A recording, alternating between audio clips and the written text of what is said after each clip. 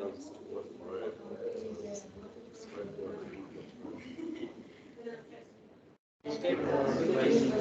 work in even you have to put all the explanations because otherwise because they read this way. So I feel like someone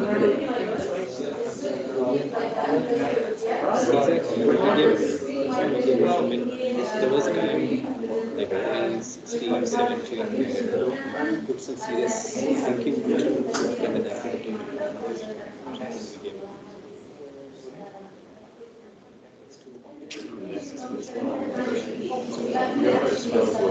We can talk about it. There are chances of getting readiness through similar mechanisms like tools, observability,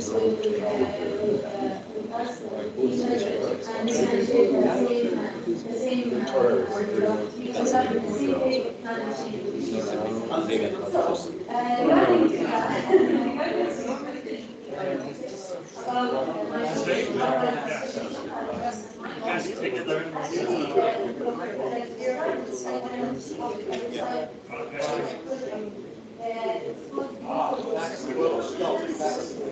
it's very slow.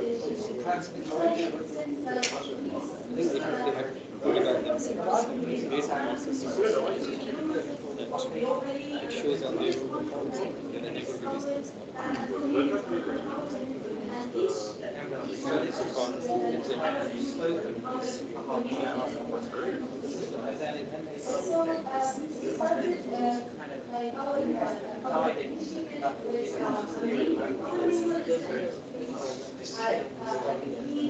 They are unable to release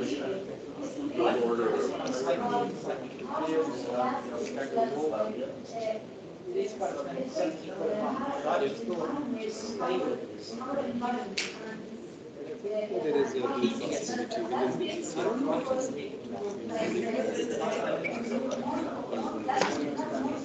That's how you stop. What I love is just like a brand where locals can change the store. Yeah. So they know there's things below. It's so nice how they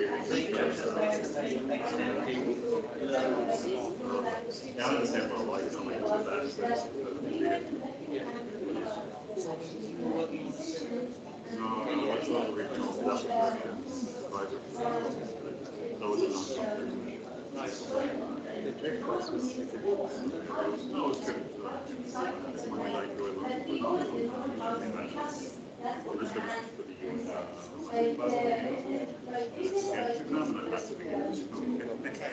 What language? Arabic.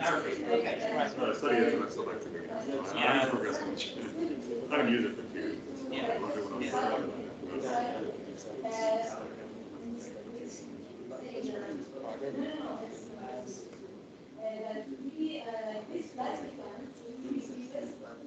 Your names of countries I like as well. You can usually so like the United Arab Emirates, the first word. Like United Arab Emirates is one of the top.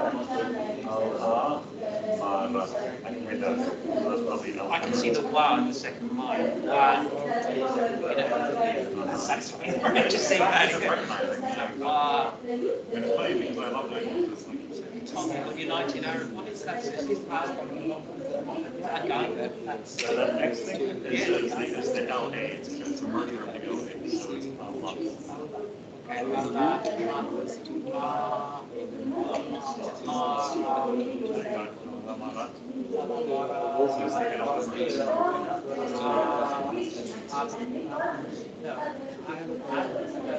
that's a kind with the hard one, yeah.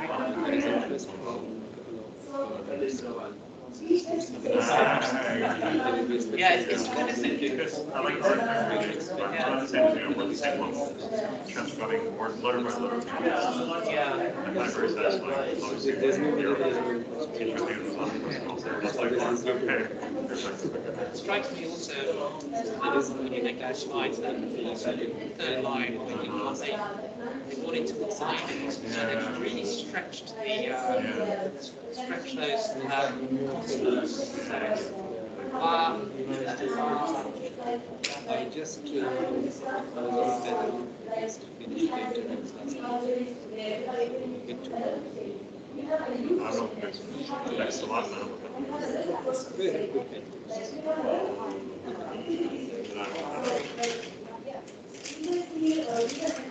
Two underneath it. That's a year. Yeah. And the next one is a You know, that one is like this literal slot. physical slot, and it's got function at the end, which may not be pronounced kinetic. Yeah, sometimes it pronounced like a T. Yeah. So I got into a RV. Yes, it did.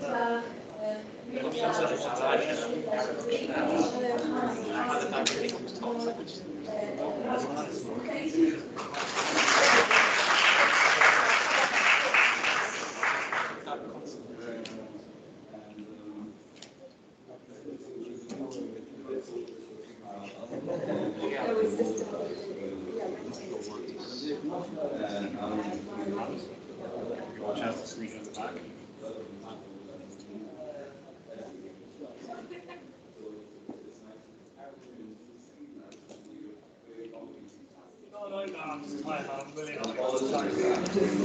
It's all good. I don't mind. Honestly, I got it involved.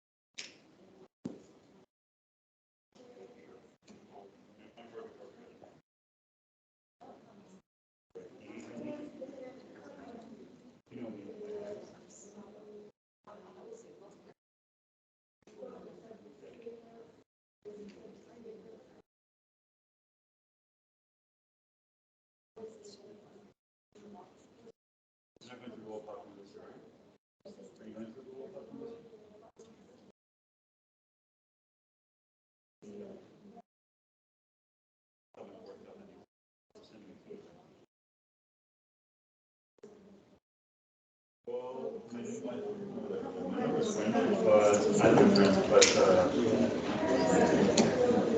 I mean, my office is in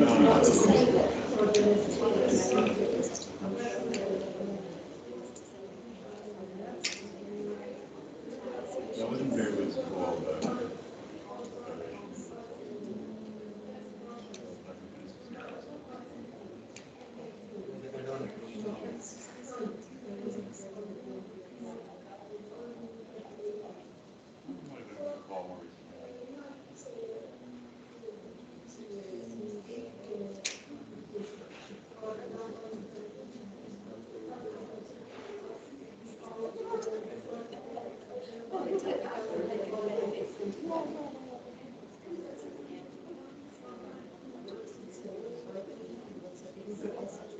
oh, I'm sorry, maybe my other number.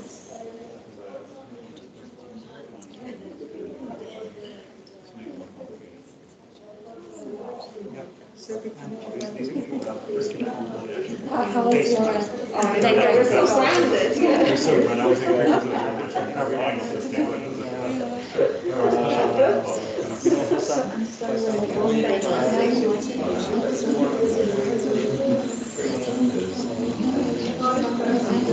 I was thinking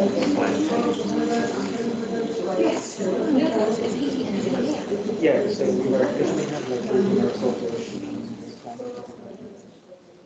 was made. And we did a launch of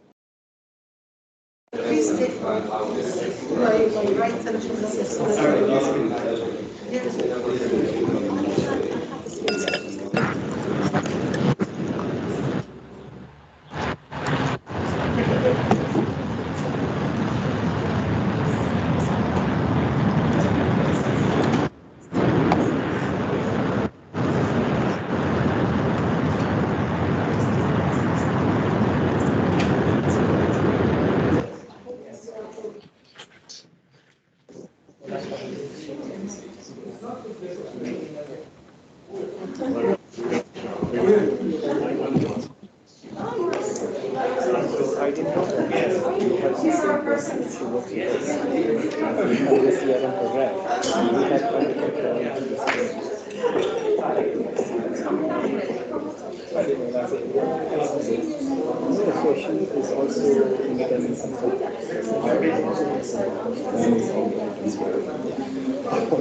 and the investment side is is it okay?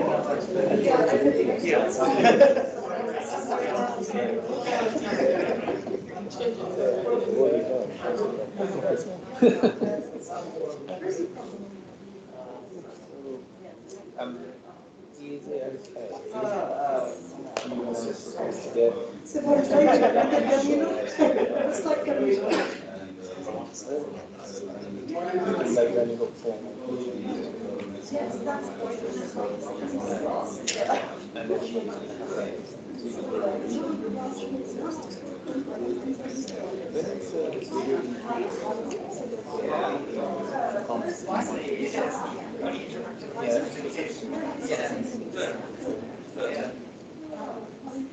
okay.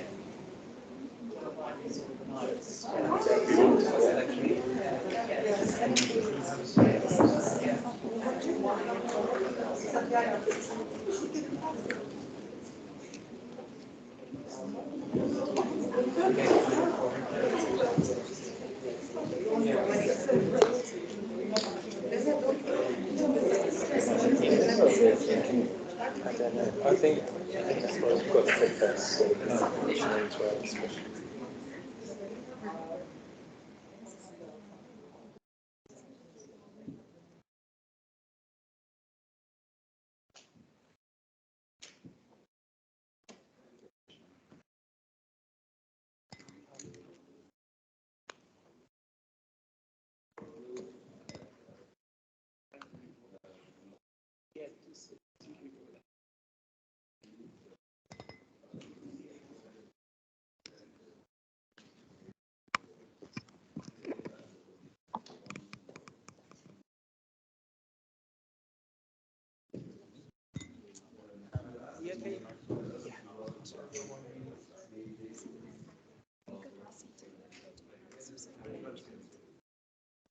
There's no specific one you want to say.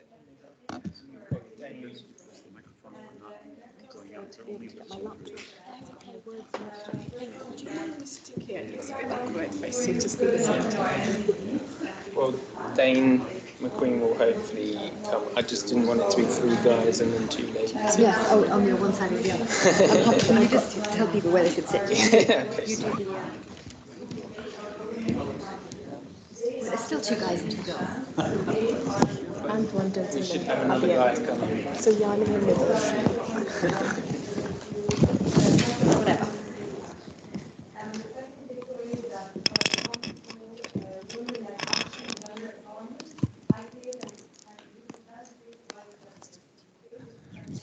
Good afternoon, everyone. A very warm welcome to MENA Climate Week and to the Risk-Informed Early Action Partnership session. This is the launch of our State of Play report. As mentioned earlier in the high-level sessions, MENA Climate Week is of particular strategic importance as we move from COP27 to COP28. We have colleagues from Egypt and the government of UAE here today, and this agenda is particularly important as we see the impacts of climate change in countries around the world, and we really want to see this agenda move forward as we move towards COP27 and COP28. My name is Ben Webster. I'm Head of Secretariat at the Risk Informed Early Action Partnership.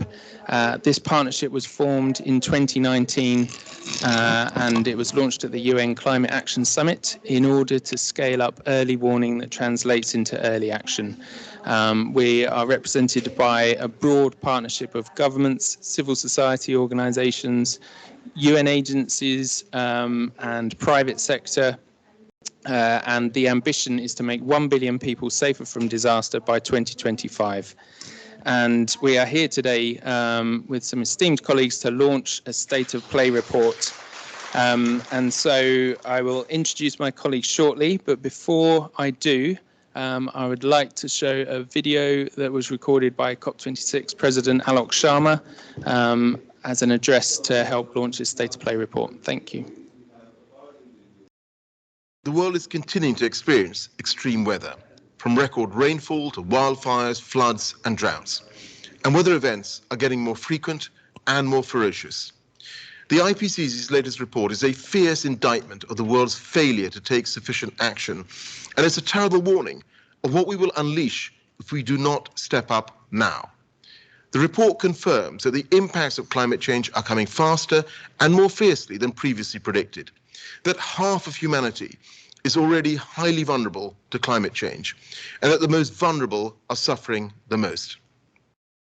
I've seen the terrible effects of climate change myself in visits to Ethiopia, to Barbuda, to Nepal, and indeed other countries.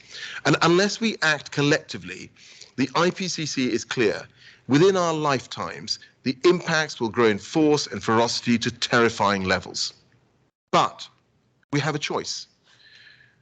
That is another clear message from the report.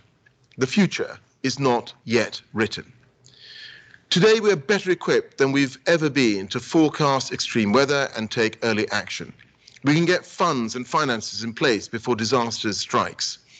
And initiatives to support these efforts are already working around the world, not least the pioneering risk-informed early action partnership, of which the UK is proud to be a member. But we need to scale up this work to meet the mounting risk, to improve our understanding of what works at local level, and to deliver on the Glasgow Climate Pact. The Glasgow Climate Pact recognises that we must scale up action on loss and damage, and establishes processes to put in place technical and financial support. Working with our COP27 and COP28 presidency partners, Egypt and the UAE, we are determined to make progress this year. I welcome REAP's State of Play report published today to identify lessons that we can learn and actions we can take. And I urge all countries and technical agencies to join REAP and to invest in early action approaches to save lives and livelihoods. Together, let's build a safer world. Thank you. So a safer and more resilient world is what we are after, and this is what we would like to discuss today, how we can scale up ambition around early warning and early action. I'm delighted to welcome a selection of panelists today. So I'm joined by Ambassador Janet Rogan, COP26 Regional Ambassador for Africa and the Middle East, Dr. Nuha Eltineh, who is representative for MENA region and board advisor at Resurgence, and Dr. Animesh Kumar, who is head of the UNDRR office in Bonn. And these panelists today represent a small portion of this broad partnership that I mentioned earlier. Ambassador Janet Rogan, if we could have your supporting comments first, please, to expand on our COP26 President's remarks. Thank you. Is it working? Great. Thank you very much, Ben. Fellow panel members, excellencies, ladies and gentlemen here today. I'm delighted to be here in person at this launch of the REAP Early Action State of Play report, and also delighted to congratulate our colleagues at REAP for bringing together a vast range of stakeholders across the humanitarian, development and climate communities in order to drive a systemic shift towards anticipatory action for communities most at risk from climate shocks. I encourage governments, private sector, civil society and community actors all to read this report. At COP26, we collectively made the move from discussing the principles and mechanisms needed to make the Paris Agreement work into a new phase of real implementation on the ground. Since 2015, almost every country has developed NDCs and national adaptation plans and long-term strategies, and many revised them for COP26 and will update them again for COP27. Over 90% of the world's GDP is now covered by net zero commitments. We have pledged to move away from coal power, to halt and reverse deforestation, to reduce methane emissions, and to speed up the switch to electric vehicles. These are all steps to mitigate the impact of the pollution we produce by reducing emissions over the longer term. But in the short term, right now, we heard at COP26 frankly emotional appeals from countries and communities already under existential threat from the impact of changes that have already happened and are getting worse. Rising sea levels, which threaten to drown low-lying islands and erode coastal areas elsewhere. mangroves and reefs that have already died back as a result of rising sea temperatures and salinity, among other things, affecting livelihoods and biodiversity.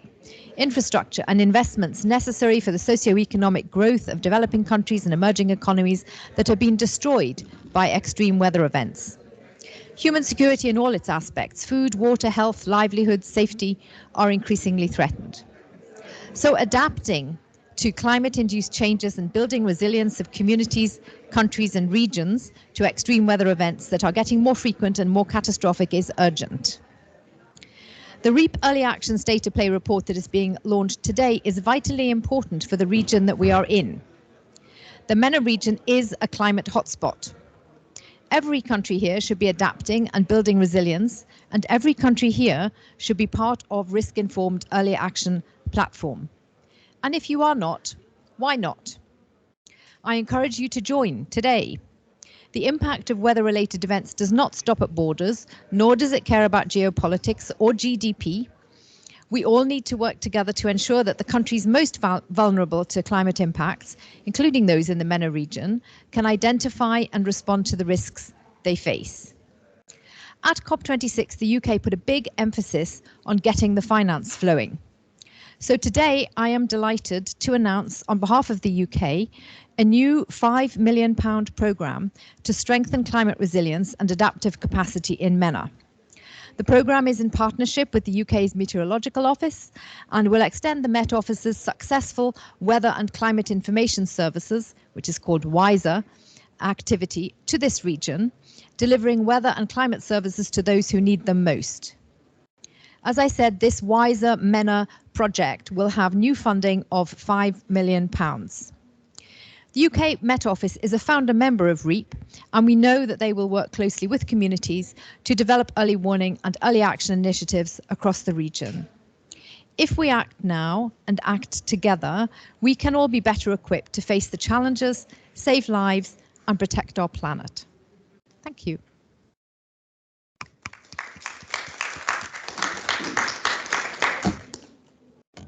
And it's really encouraging to hear of increased investment in the region. It would be good to discuss this afterwards, so I'd be keen to hear your questions and your thoughts. This is a discussion today, and this is a collaborative partnership, so we want to hear how these different contributions can pull together to increase this value chain of early warning that leads to early action.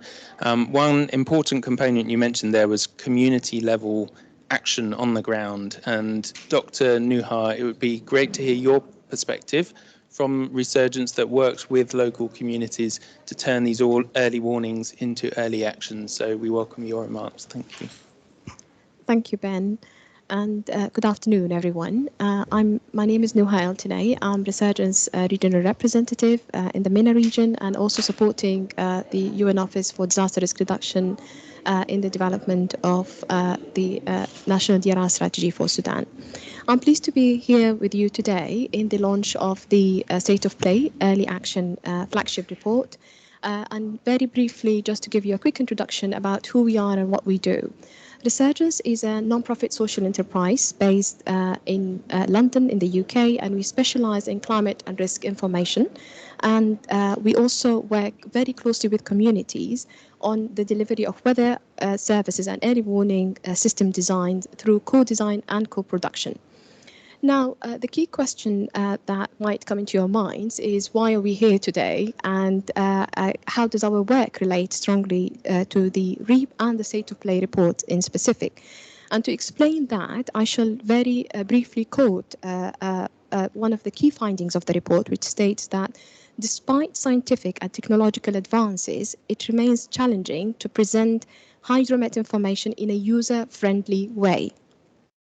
So while maintaining sufficient technical details to inform appropriate responses, this calls for a greater focus on social and behavioral science, as well as building trust and understanding among communities at risk. And that's exactly what we do at Resurgence. This statement aligns very closely with our flagship project that is called Daraja, and the word Daraja means bridge in Swahili, but also means the word temperature degree in Arabic. And the RIDRA have, or actually builds on four indicators that aligns with the Flaggart report, which are data accessibility, the preference of the delivery of the data that's being communicated for weather and climate information, the interpretation for the data, and how that data is being used. Because without, we know that without impact, we can't really achieve into the target of early action. Now, focusing on more on what the report have indicated and basically looking into REAP targets 3 and 4, over the past 3 years, we have been working in partnership with the UK Met Office, WISER Programme and other agencies, and created our Community Forecasting and Early Warning Service, implementing it in East Africa and the Caribbean.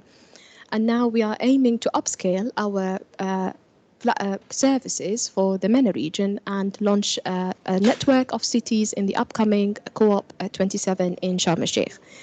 Now, another very important element to be highlighted is how do we do that? Or what was the impact that we have achieved actually in our previous projects and how that can be replicated and that model can be upscaled to make impact in MENA.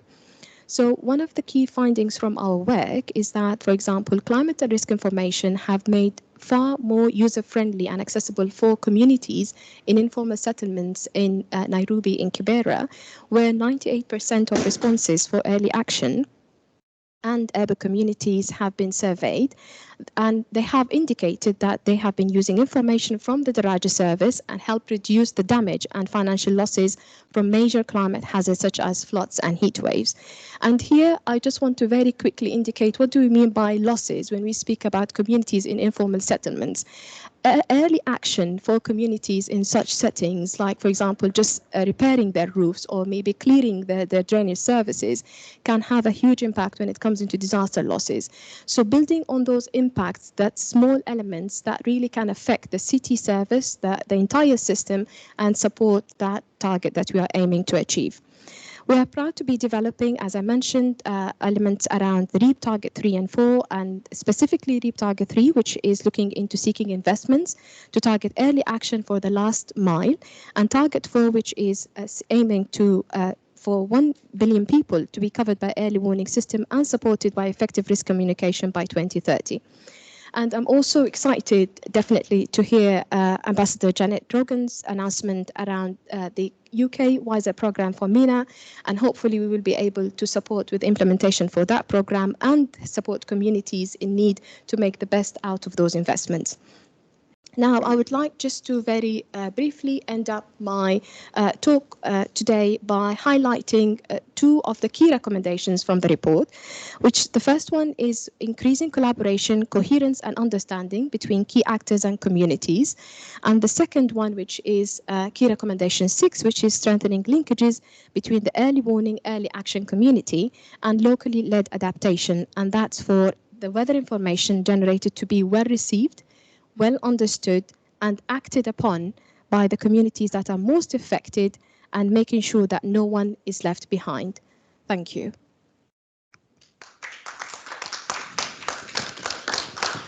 Thank you, Dr. Nuha. Really good to get a grasp of what this action looks like on the ground and some really concrete examples there of how you're going about supporting those communities to take action based on this new information that's available.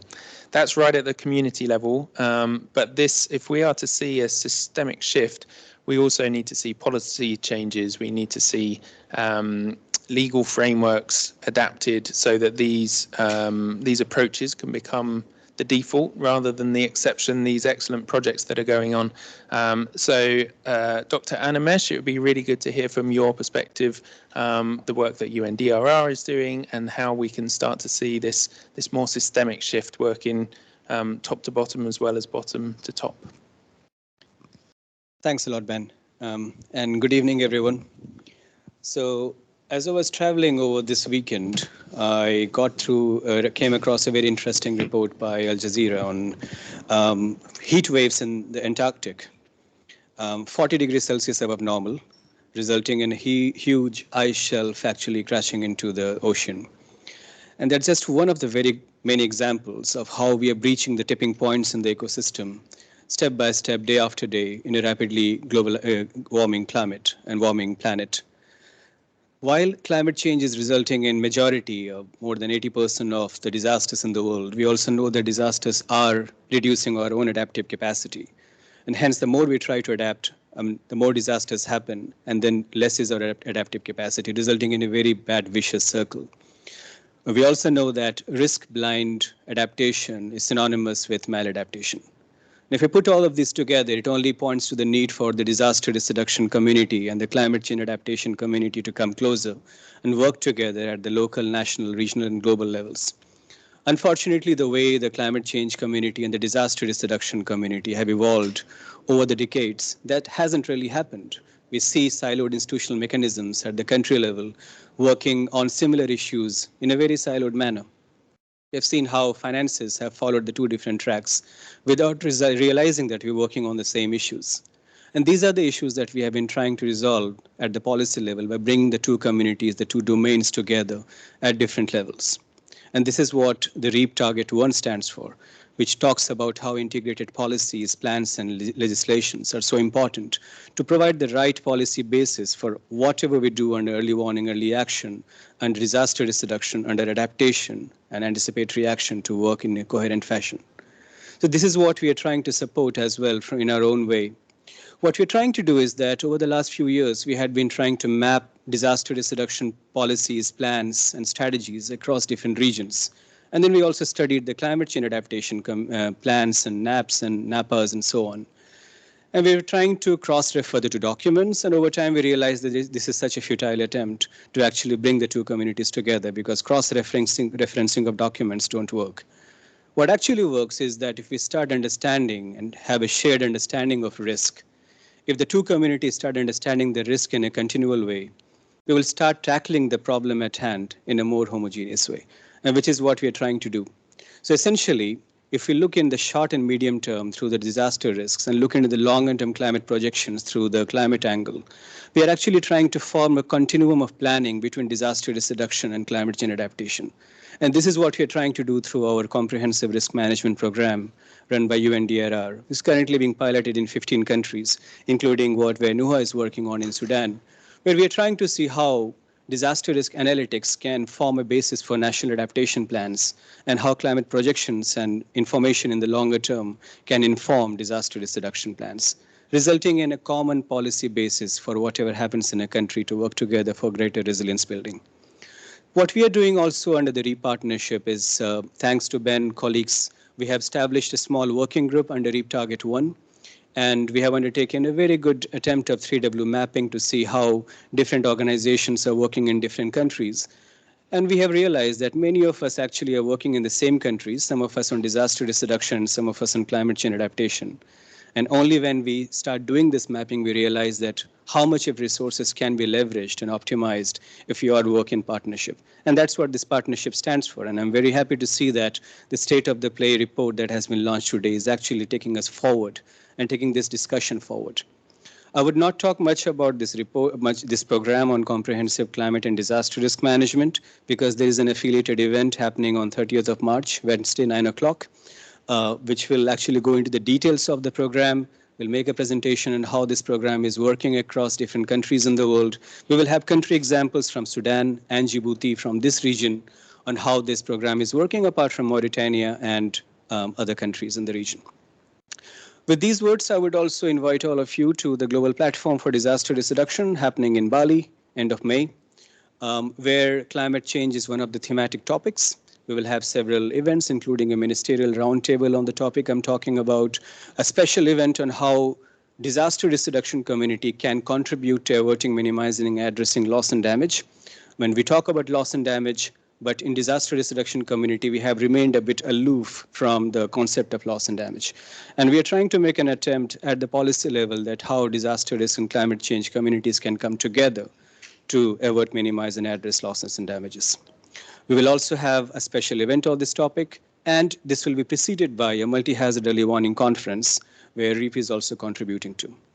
So with these words, I would invite all of you again to the affiliated event. I'm also very happy to inform that we have just recently launched a disaster risk reduction for NAPS guideline, which is on the NAP Central. And as we speak, hopefully by the end of this week, we will have a comprehensive risk assessment that we have done together with GIZ to be launched as well. That will enhance our understanding and shared understanding of risk so that risk becomes everyone's business and we can together manage it. Thank you very much. Thank you, Animesh. Really helpful to have that perspective. There will be an opportunity to ask questions to the panel. So for those listening online, then please pop your questions in the chat function, and one of my colleagues will be able to read those out here. But before we do, there have been several references to this state of play report, which we are launching today, and I would encourage you to download it and to read it. So I don't want to spoil the surprise, but perhaps just to explain a little bit about the purpose of this document. So the partnership has been running now for the last 2 years, and in the second half of last year, we've conducted some analysis to say, well, where do we stand against those 4 ambitious targets under the partnership? Where have we made progress to date? But more importantly, what are the recommendations to drive us forward collectively over the coming 12 months? And therefore, we've come up with 7 key recommendations that emanated from the partnership, from the interviews. So let me just give you a brief insight into those key recommendations. But number 1, risk-informed early action requires increased coherence, collaboration, understanding to bridge silos and to increase our collective impact.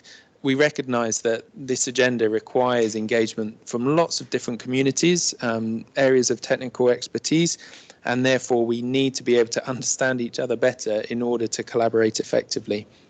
Secondly, we need specific policy recommendations on the funding and the financial instruments available.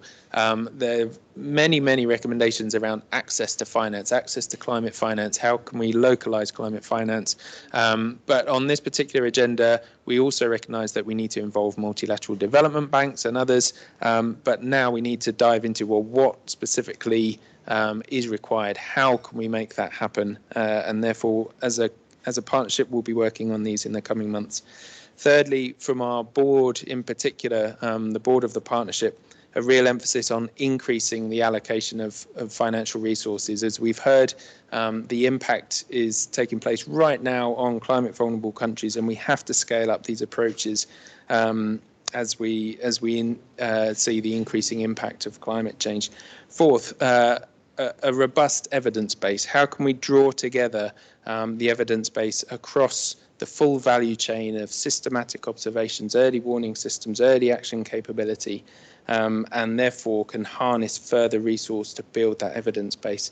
Fifthly, how can the international community increase coordination and reduce complexity so that countries really can engage and access the support that they need, the technical assistance where it's available? Sixthly, as Nuha was mentioning, linking to locally led adaptation and real people-centered approaches, ensuring that that gets baked into this whole value chain and our ways of working. And finally, to support countries as they exchange on good practice and learning with each other directly, so that the knowledge isn't being retained by international organizations, by stakeholders, but there's peer-to-peer learning taking place. So I would encourage you to read the report in full, and as a partnership, we've already started mapping out actions that we can take to progress the agenda under these particular areas, and we look forward to supporting this scale up. Last week there was an announcement from the UN Secretary General committing to global coverage by early warning systems in the coming 5 years, and we really want to ensure that that is linked to early action on the ground. But with that, allow me to open up to the floor to hear what are your questions for the panel on this particular agenda so that we can continue this conversation. Mark, go ahead.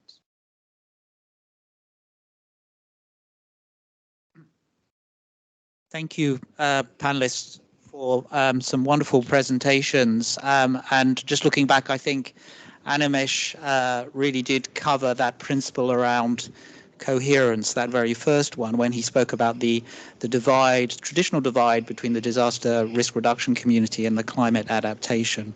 And actually, if we, I'm a colleague of Nuha's. I head up Resurgence, worked very closely with her on the development of Daraja.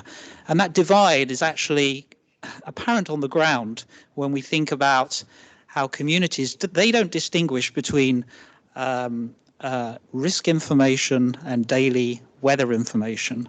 And actually making that link in terms of improving the flow of accessible daily forecasts, as well as the alerts about high impact weather, is absolutely critical. So breaking down those silos is key. My question is for Ambassador Janet Rogan, and that is, we're delighted to hear about the new investment from the British government in that regional program of WISER, which did provide the kind of the seed investment and the incubation for Daraja. I wonder what your thoughts are about how we can leverage that investment so that actually it really can grow and be used well across this very wide and diverse region, which stretches right to Nouakchott in Mauritania in the west, where there are huge needs in weather and climate services. So how do we best use that precious investment to encourage other actors, international but also regionally based, to join in with that, so that actually we can maximize impact using those principles and recommendations that Ben just outlined?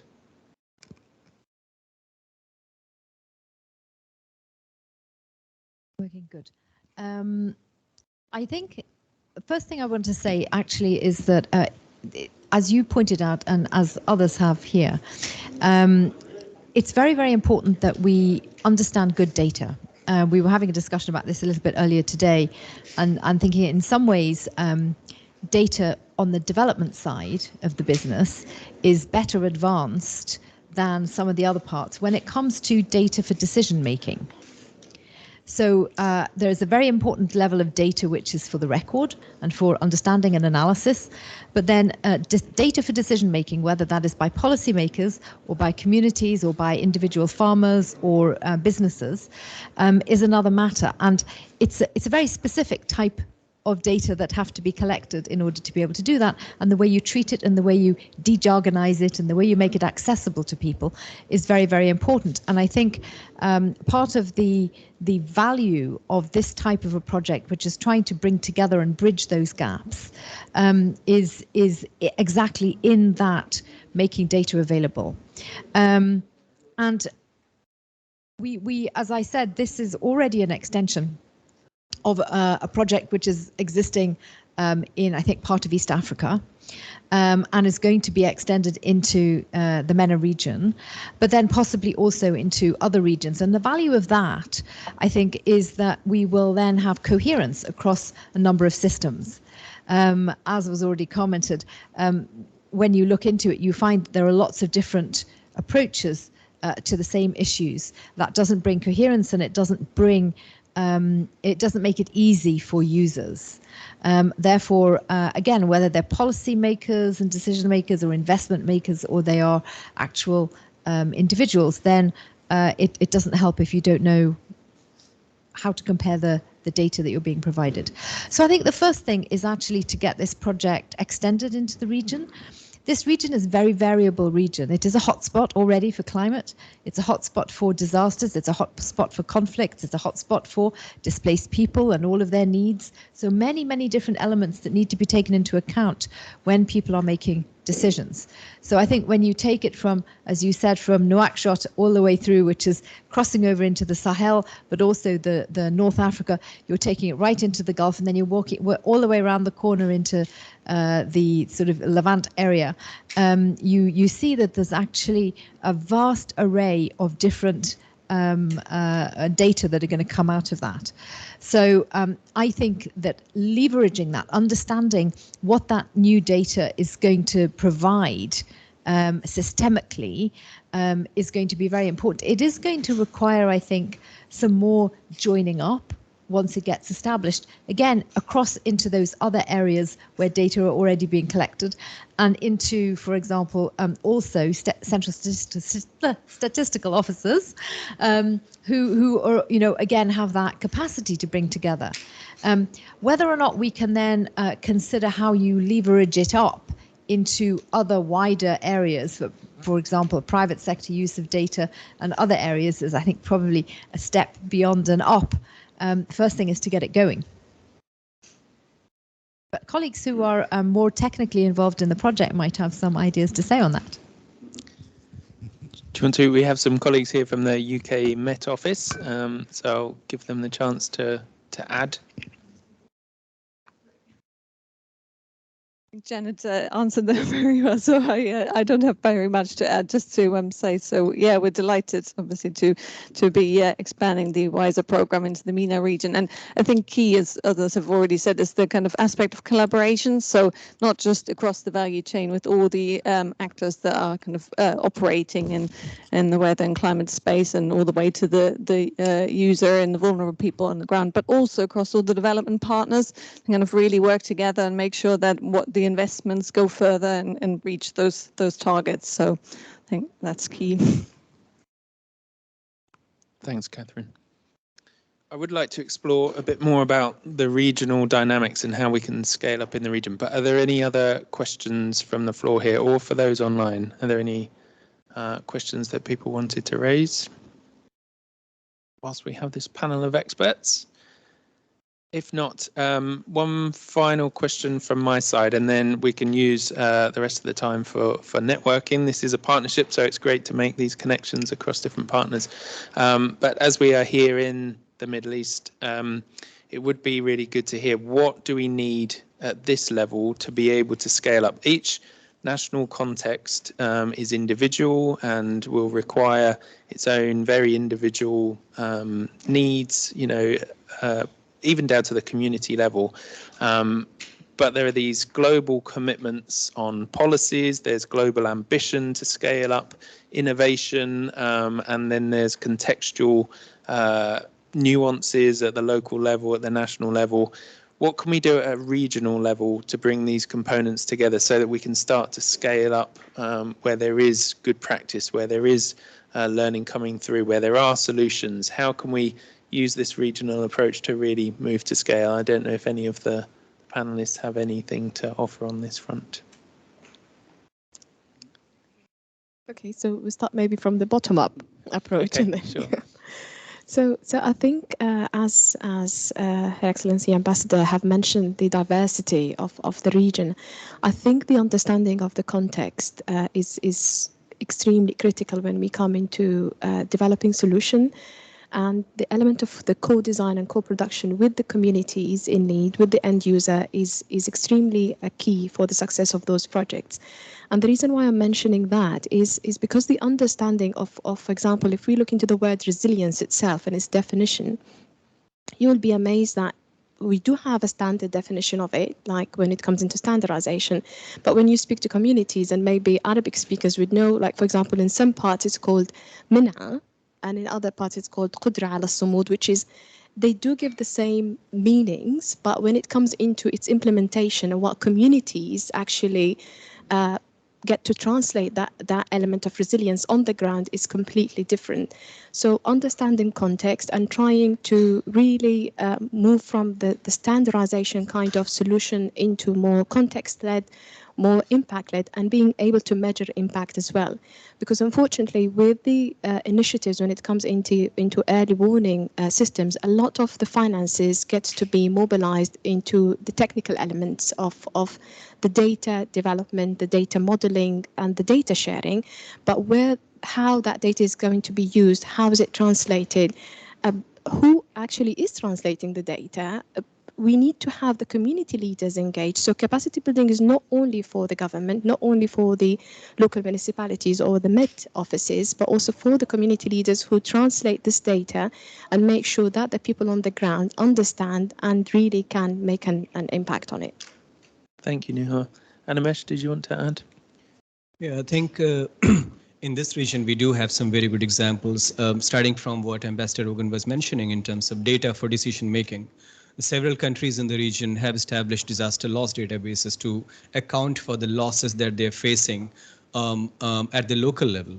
So, and what we're doing as of now is that we're looking into the next generation of disaster loss databases to connect them with the weather observations. And this is something which we are working on to see how the weather observations being recorded by the Met organizations can be linked with the cascading effect on the event, and then that cascading impact on a series of different impacts at the national and subnational levels. So for example, tropical depression being recorded as a weather observation will lead to tropical cyclone that will lead to flash flood and landslides. As of now, we had been recording landslide, flash floods as individual events with the respective impacts. But now with the extension of the data value chain, we can see how the tropical depression is resulting into a cyclone and resulting into a series of other cascading impacts and events. So these are some things which, when we have the right data in place, then we really can have the right informed decision-making process. What is important in this, all of this, in the process that we're talking about is how to make it impact-based. I have spent a lot of my time, at least 10 years, in this, at least not in the Arab states and not in MENA region, but in the Horn of Africa. And I have seen how the weather observations have been disseminated. Just to give an example, 48% of the models say that the probability of a rainfall exceeding normal is 10%. Nobody understands that, because unless we communicate the right early warning in the right language, the action will not be taken. So I think while we work on quantification of risk and its dissemination, communication of risk is equally important. And that is something which we have seen some good practices on how impact-based early warning systems are coming up throughout the region. One more thing which would be of interest to many other organizations is the investment going into infrastructure resilience. We know that a lot of investments go into infrastructure development. Globally, we expect $93 trillion going into infrastructure investment by 2040. But we also know that $500 billion of infrastructure are lost because of disasters by the most conservative of estimates. If we are investing into risk-informed infrastructure, we are saving risks being locked into the long shelf life of infrastructure. And again, we have just done some assessment in Iraq, for example, and we have come out with some very good results in terms of how we can risk-inform infrastructure development to make it more resilient. And finally, going back to the local level, there's some very good examples of city resilience happening in the region, starting from Mauritania to Sudan to so on. Cities are participating, the mayors are committing to making their own cities resilient.